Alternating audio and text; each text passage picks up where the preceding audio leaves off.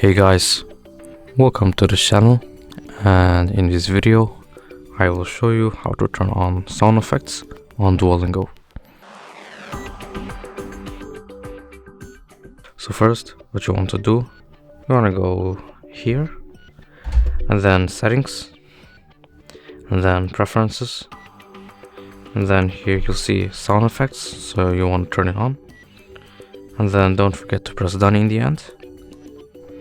And basically that is it. That is it for this video. Make sure to like, comment and subscribe, and see you in the next video.